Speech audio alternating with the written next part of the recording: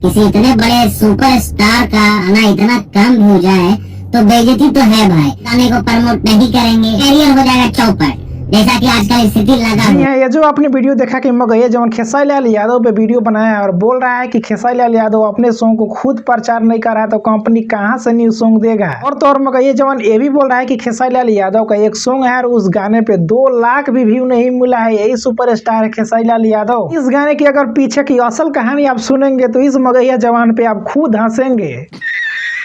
इन भाई साहब को ये अच्छी तरह से पता नहीं है कि खेसारी लाल यादव का बहुत महीना पहले ही इस गाने को रिलीज कर दिया गया और फिलहाल में जो इस गाने को बात कर रहे हैं इस गाने को दोबारा से रिलीज किया गया है।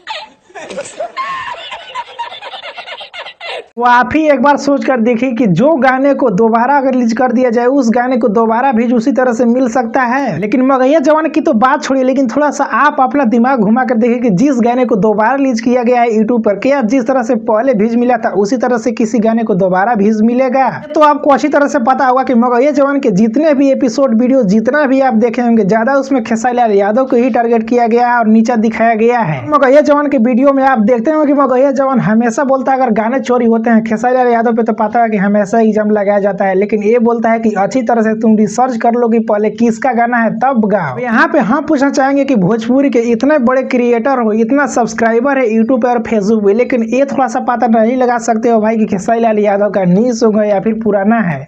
देखा आपने लापरवाही का नतीजा है। आपको बता दूं कि पवन सिंह का भी एक सैड सॉन्ग था जो कि बहुत पहले खेसारी लाल यादव से आया था और इसी तरह से दोबारा गाने को रिलीज किया गया था और इसी तरह से कुछ व्यूज मिला था, लेकिन इस पर तो भाई ने वीडियो नहीं बनाया।